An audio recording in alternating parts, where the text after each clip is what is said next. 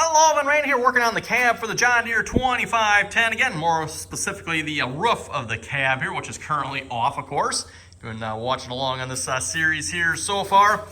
For starters here in this video, I want to start by welding on some supports here. The supports that are going to hold this cab or rest this cab roof here on the top of here. So again, that's the plan anyway. I don't plan on welding these supports to this.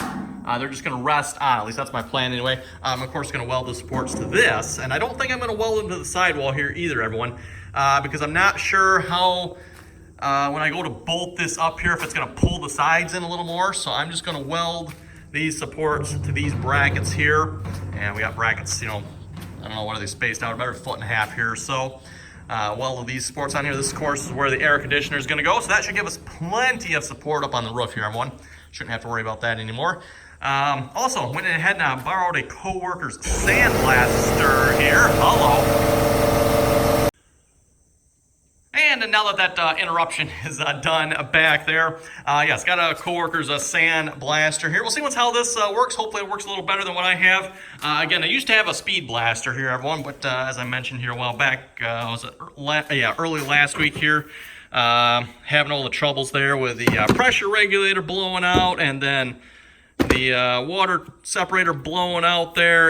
Yeah, also ended up breaking my speed blaster there as well. So I'm simply down to this one here, which actually this here works really good, everyone, if you can get it to feed properly and in the right amount. Like I said, if you get that thing feeding the right amount, that thing will just blast like $1 million bucks.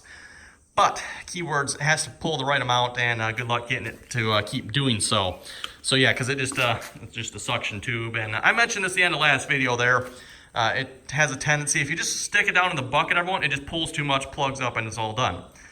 So what you end up having to do, or at least what I was doing, is I held onto the suction tube so it couldn't pull itself down in the bucket.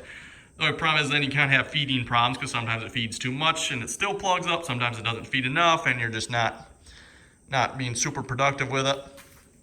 What I have noticed with this one here, the one I have here, it does work just fine here with the fine sand. It works fine with that. The only thing is this stuff doesn't blast as well as, say, the black blast stuff. The black blast stuff, they're blast really nice, but just having all kinds of feeding problems with it. So, and for that matter too, this stuff doesn't feed the greatest either. This is the coarser stuff.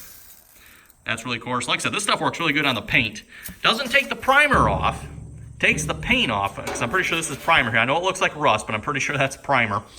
It takes the yellow paint off really good, but not the primer. So what I did is then I went back with the black blast. The black blast takes the primer off really good. I'm out of black blast, by the way. So, so yeah, that takes the primer off really good. But what I might end up doing here, when I went and grabbed, I've got a little stripper here. I'm still debating what I'm going to do for the other side here yet, everyone. If I'm going to blast it down to the bare metal, I'm going to strip it first, because that's a lot easier to strip it and then blast it, because the paint stripper is a lot easier taking the paint off. So we'll see how far we get with that. For now, I went ahead while the compressor was running there, cut my pieces here for the side supports. I measured the side, and it looks like it's pretty universal all the way around 4.5 inches. So I cut 3.5-inch supports. So I'm going to kind of just weld them in there like that all the way around. A little concerned about how that angles up like that. I guess, well, yeah, if you look at it, it does angle in there, doesn't it? Okay. So yeah, we'll just all the way around here. I was debating maybe I should throw one in the middle here, but I don't think that's really necessary. And then if I did that side, I should probably have done two, but I don't know. I think I'm going to forgo that. Like I said, I don't think that'll be necessary. I don't think. It's not like it had it before, everyone, and it was fine. So yeah, we'll get the welder pulled out here. We're gonna start welding, and then maybe once we get that done, we'll see if this works with Sandblaster or not. He did send it to me full of sand, so there is sand in here. The sand he said he uses is the same as what I have in here. It's this Quickcrete medium sand. That was the exact same stuff he uses. So I guess we'll see once. I do want to get some more of the black blast stuff. And like I said, that stuff did work pretty good. Maybe it won't work good in this. I don't know. Kind of curious and testing here at the moment. And I mentioned this here. You know, let's talk about this real quick here, everyone.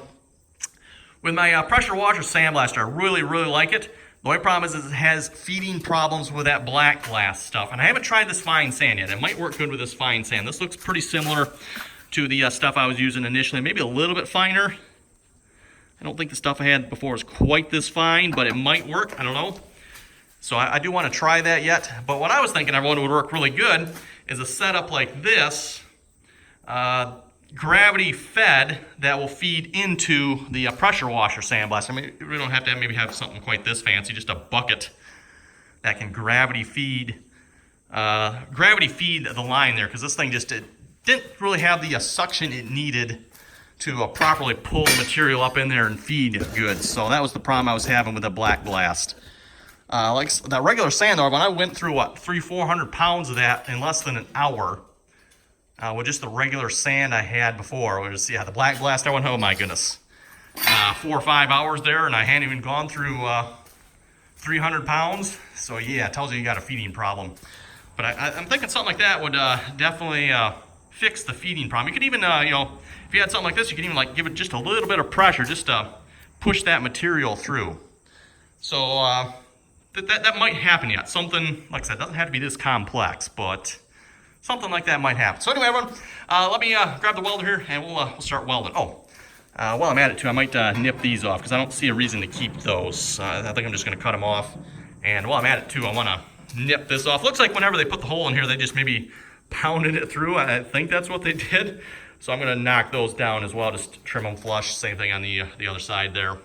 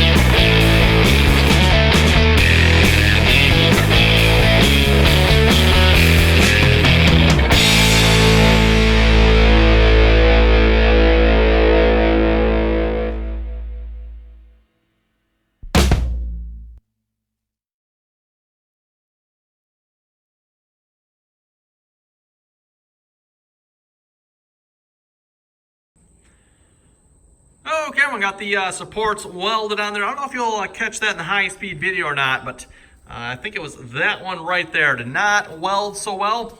Yeah, definitely something with the welder there screwed up. I don't know, again, this welder one just... my thoughts, everyone, I think the power source, it's not...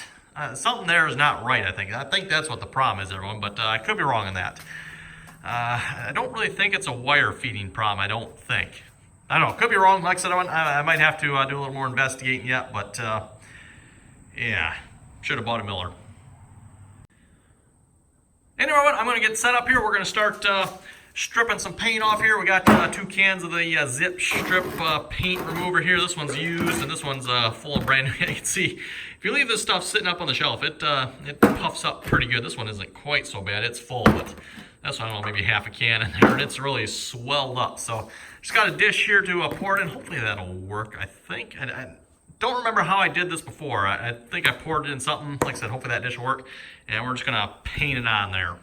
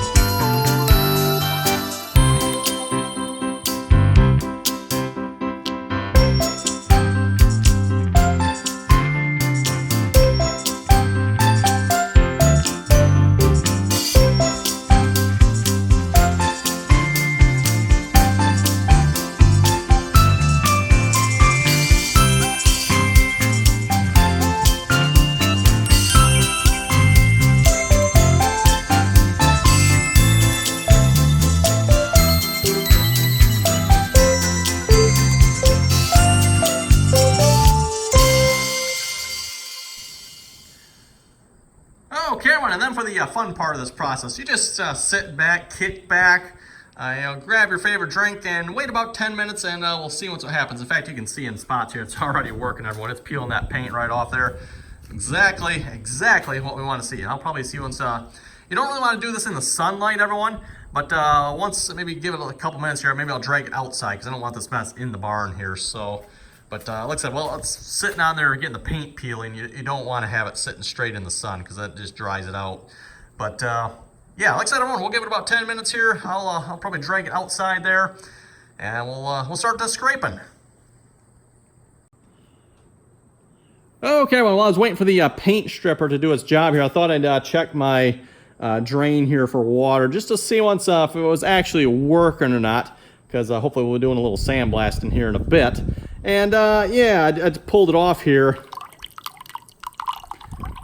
I don't know, can you folks see how much water's? Yeah, oh my goodness. Needless to say, everyone, that someone might have super glued that auto drain shut. I'm thinking the auto drain isn't working because it, I don't know how full it's supposed to get before it auto drains, but I don't think it's supposed to be that full, everyone, I don't think. So something tells me this might not even work here, I don't know. But yeah, needless to say, I'm going to drain that water out. I was looking at the sight glass here, and I can't tell. It's like, is there water in there? Is there not?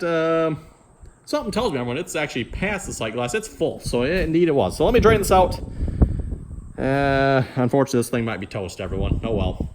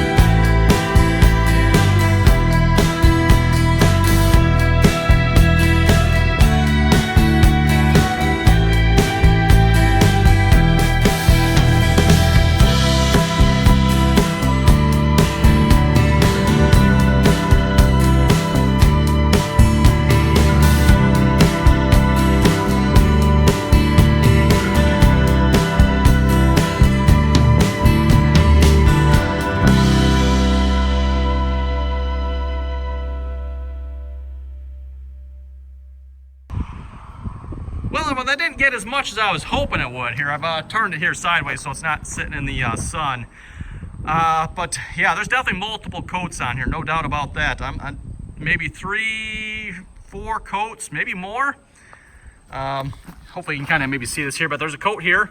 Below that, there's that coat. There's this red coat, and then there's also black below it. I don't know if the black is just the metal or if there's actually 4 coats on here. I'm not sure. There might even be 2 or 3 coats of yellow paint here too. I can't quite tell. There's definitely 2 coats of yellow paint though. I don't think that was true on some of the sides here because this came off fairly easy. It's the top here that's giving a little more trouble. So I think we're going to reapplicate here and see if we get a little more off.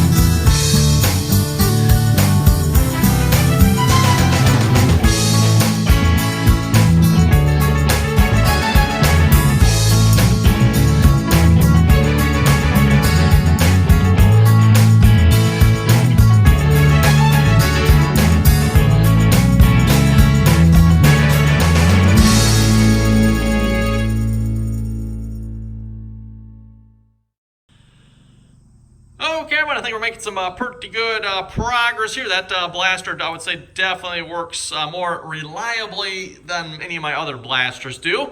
Emphasis, I say here, more reliably, because my other blaster here will work pretty good too.